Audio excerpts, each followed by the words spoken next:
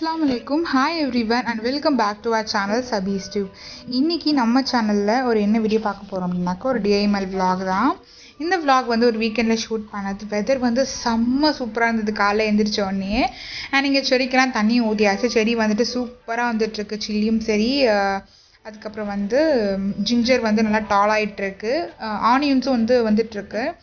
So ginger வந்து ஒரு 3 months harvest பண்ணுற மாதிரி இருக்கும்னு நினைக்கிறேன். பிகாஸ் இப்போ ஒரு 4 months ஆயிடுச்சு.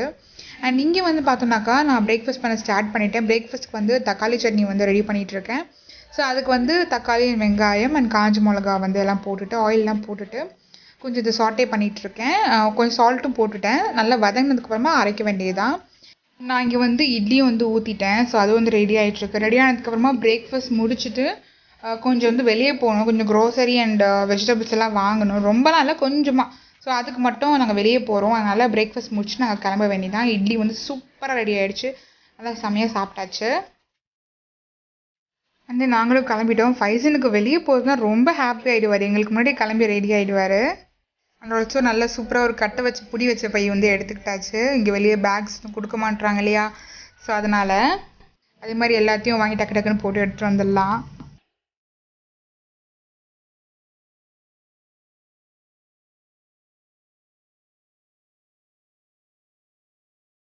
அண்ட் பார்க்கிங்லேருந்து என்ட்ரன்ஸ் வரைக்கும் கொஞ்சம் நான் ட்ரைவ் பண்ணிகிட்டு இருந்தேன். அதுக்கப்புறம் எனக்கு வந்து இன்னும் வெளியே போய் நம்ம ஓட்ட ஸ்டார்ட் பண்ணல. ரொம்ப ரஷ்ஷாக இருக்கும் அந்த டைமில் இங்கே. அதனால் வந்துட்டு என் ஹஸ்பண்ட் வந்து கொடுத்தாச்சு. அவங்க ஓட்டிகிட்டு இருக்காங்க. அண்ட் சைடில் நிறைய காம்ப்ளெக்ஸ் வந்துடுச்சு இப்போது. அண்டு இங்கே வந்து நாங்கள் ஒரு சின்ன சூப்பர் மார்க்கெட் தான் போயிட்டுருக்கோம். ஆனால் அங்கே வந்து எல்லா ப்ராடக்ட்டுமே கிடைக்கும். நமக்கு டாய்ஸ்லேருந்து அப்புறம் க்ளோத்ஸு, என்னென்ன அக்சசரிஸ், ஹோம் டெக்கர்ஸ் எல்லாமே இங்கே சூப்பர் மார்க்கெட்டில் வச்சுருப்பாங்க.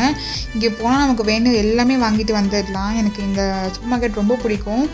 ஸோ அங்கே போயிட்டு கொஞ்சம் க்ரோசரி, பிஸ்கெட்ஸ் அந்த மாதிரிலாம் கொஞ்சம் திங்ஸ் எல்லாம் வந்து வாங்க வேண்டியது வந்து வாங்கிட்டு எப்போ வந்தாலும் மாடியில் ஒரு தடவை ஒரு மேலே ஒரு ஃப்ளோரில் போய் ரவுண்ட் பண்ணிவிடுவேன். ஏதாச்சும் புதுசாக வந்திருக்கா அப்படின்னு சொல்லிட்டு.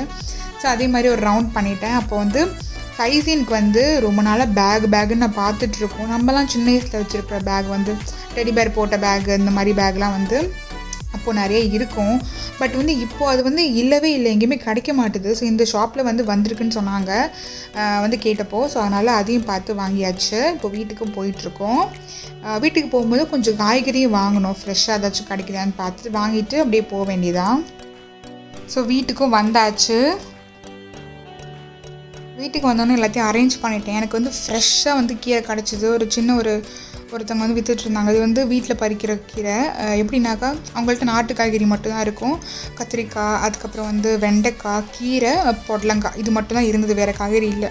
ஸோ இது வந்து வீட்டில் பறிக்கிறது தான். ஸோ அதனால் ஃப்ரெஷ்ஷாக இருக்கும்னு சொல்லிட்டு ஒரு கட்டு வாங்கிட்டு வந்துட்டேன். ஒரு கட்டு வந்து எங்களுக்கு ரொம்ப பெருசு. இதில் பாதி இருந்தால் தான் எங்களுக்கு கரெக்டாக நாங்கள் ஒரு வேலைக்கு வந்து சாப்பிடலாம். பட் இது ரொம்ப பெருசாக இருந்தது. நான் வந்துட்டு இந்த மாதிரி நல்லா எல்லாத்தையும் கட் பண்ணிவிட்டு நான் இன்றைக்கி சமைக்க போகிறதில்ல, நாளைக்கு தான் வந்து கீரை குக் பண்ண போகிறேன். அதனால அது கரெக்டாக ஸ்டோர் பண்ணுங்கிறதுக்காக அது குட்டி குட்டியாக கட் பண்ணிவிட்டு இந்த மாதிரி ஜிப்லாக் கவரில் போட்டுட்டு நல்லா காற்று இல்லாத அளவுக்கு நல்லா டைட் பண்ணி நம்ம வந்து லாக் பண்ணிடணும். ஸோ நம்ம அதை வந்து வெஜிடபிள் செக்ஷனில் போட்டோம் அப்படின்னாக்கா கண்டிப்பாக 2-3 டேஸ்க்கு சூப்பராக இருக்கும். நம்ம இதை 2ஆக பிரித்து கூட வச்சுக்கலாம். நான் வந்து ஒரே பேக்கை தான் வச்சுக்கிட்டேன். சரி இவ்வளோ தான் இருக்குது, சுருங்கிடும் குக் பண்ணதுக்கப்புறம். ஸோ நமக்கு வந்து ஒரு வேலைக்கு போதும்னு சொல்லிட்டு நாளைக்கு குக் பண்ணிக்கலாம்னு சொல்லிட்டு நான் அதை எடுத்து வச்சுட்டேன். நல்லா லாக் பண்ணிவிட்டு இந்த மாதிரி காற்றெல்லாம் கொஞ்சம் வெளியாக்கிட்டு நம்ம லாக் பண்ணி வச்சிட வேண்டியது தான்.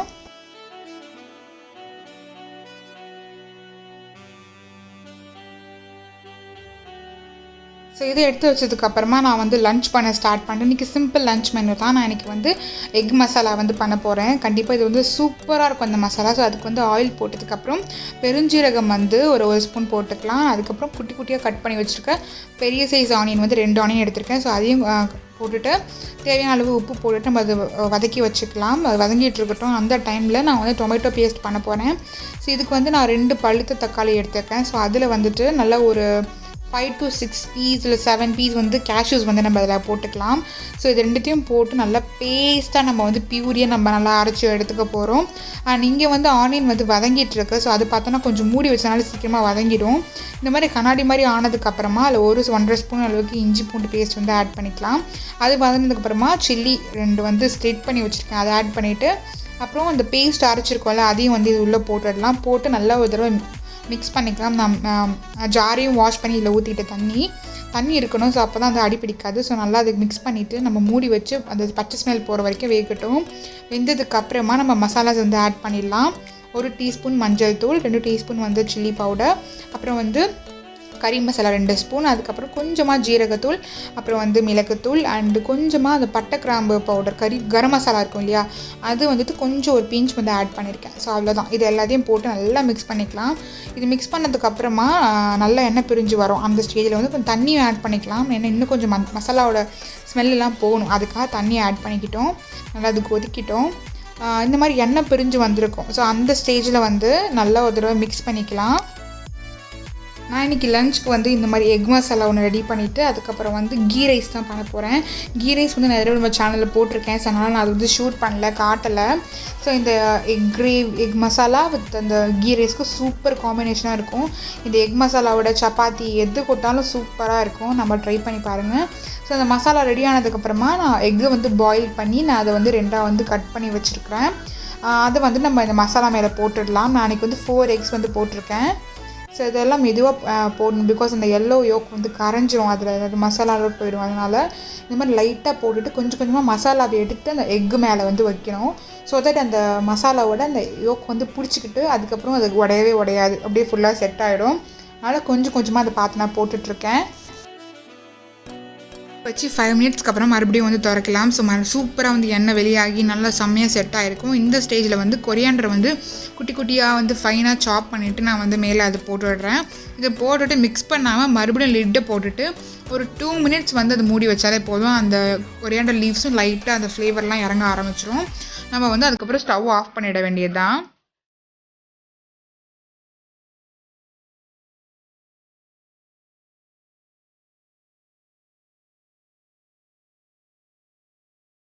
ஸோ அவ்வளோதான். எக் கிரேவி வந்து சூப்பராக ரெடி ஆகிடுச்சு. இது எல்லாத்துக்கூடையும் செம்ம காம்பினேஷனாக இருக்கும். பட் பிளெயின் ரைஸை விட கீ ரைஸ்க்கு இன்னும் சூப்பராக இருக்கும். ஸோ இதை மிக்ஸ் பண்ணிவிட்டு ஒரு தடவை வந்து வச்சிட வேண்டியதான். அவ்வளோதான், அந்த கிரேவி ரெடி ஆகிடுச்சு. நாங்களும் வந்து லஞ்ச் எல்லாம் முடிச்சிட்டோம். Ghee rice with egg masala. Lunch முடிச்சதுக்கப்புறமா நாங்கள் வந்து எங்கேயாச்சும் வெளியே போகலாம் அப்படின்னு சொல்லிட்டு ஒரு பிளான் இருந்தது. பட் எங்கே போகலாம் அப்படிங்கிறதுலாம் இல்லை. ஸோ டக்குன்னு நாங்கள் வந்துட்டு ஒரு 3 o'clock இருக்கும் கிளம்பிட்டோம். பட் எங்கே போகிறோங்கிற ஐடியா ஒரு பர்சன் கூட இல்லை. நம்ம வெளியாகிட்டு லெஃப்ட் சைட் போகிறோமா ரைட் சைட் போகிறோமான்னு கூட தெரியல. பைக்கில் உட்காந்துட்டு தான் அதுக்கப்புறம் நாங்கள் டிசைட் பண்ணோம். கிளைமேட் வந்து சூப்பராக இருந்தது, வெதரு. ஸோ அந்த வெதருக்கும் வந்து நல்லா பைக் ரைட் போகலாம்.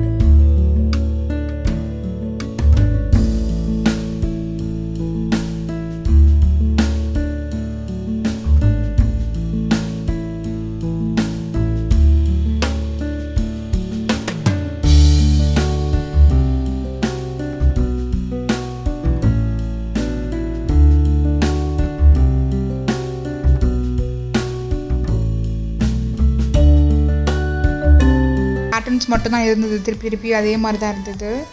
ஸோ அவ்வளோதான். நீங்கள் முடிச்சுட்டு நாங்கள் வெளியே வந்தோம். வெளியே வந்து என்ன பண்ணலாம் அப்படின்னு சொல்லிட்டு பார்த்துட்டு இருந்தோம். அப்போ வந்து ஃபைஸின் நேராக டாய்ஸரை சொல்ல போயிட்டார். அவருக்கு இங்கே வந்தால் கடைக்கு போகாமல் வெளியே வரவே மாட்டார்.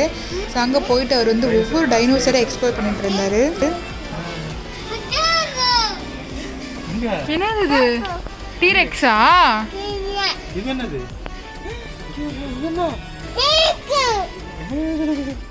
என்ன கலர் ஸ்னேக் இது? என்னென்ன கலர் ஸ்னேக் இருக்கு? ஓ, ஒன்று பிக் பண்ணிட்டாரா? காட்டு, அம்மாட்ட காட்டுது. என்னது அது? பைக்கா? என்ன கலர் பைக்கு உனக்கு வேணுமா அது?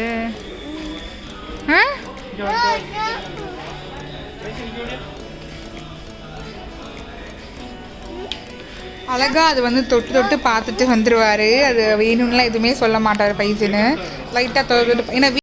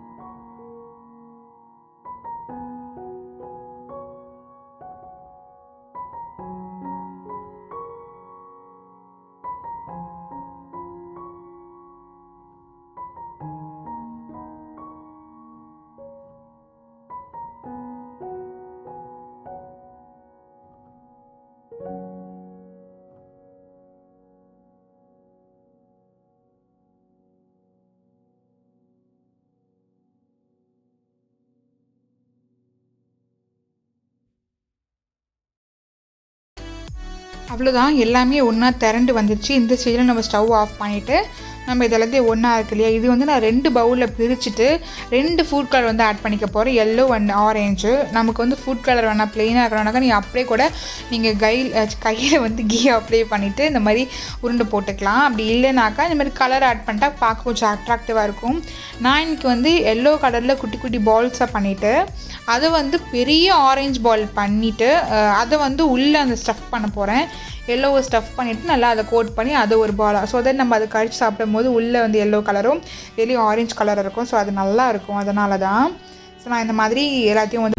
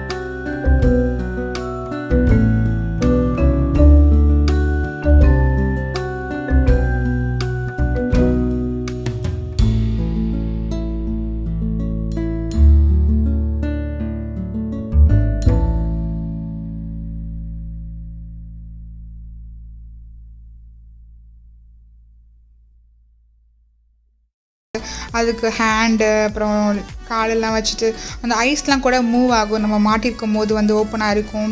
திருப்பி இந்த மாதிரி ஸ்லாட்டிங்காக வச்சுட்டோம்னா ஐஸ் வந்து க்ளோஸ் ஆகிடும். அந்த மாதிரி சூப்பரான கலர் நல்லா இருந்தது. அதனால் ஃபைசனுக்கு வந்து இந்த பேக் வந்து வாங்கியாச்சு. ஃபைனலி அவருக்கு ஒரு பேக் கிடச்சிடுச்சு. இந்த மாதிரி நிறைய புஸ்லாம் இருந்தது. நல்ல சாஃப்டாக இருந்தது அதோட ஃபேப்ரிக் எல்லாமே. அண்ட் அவ்வளோதான், இந்த vlog இதோட முடியுது. இன்னும் நிறைய இன்ட்ரெஸ்டிங்கான vlog பார்க்கணுன்னா மறக்காமல் சபீஸ் டியூப் சேனலை சப்ஸ்கிரைப் பண்ணிக்கோங்க. வீடியோ லைக் பண்ணுங்கள், ஷேர் பண்ணுங்கள். தேங்க்யூ ஸோ மச் ஃபார் வாட்சிங் அண்ட் கீப் சப்போர்ட்டிங்.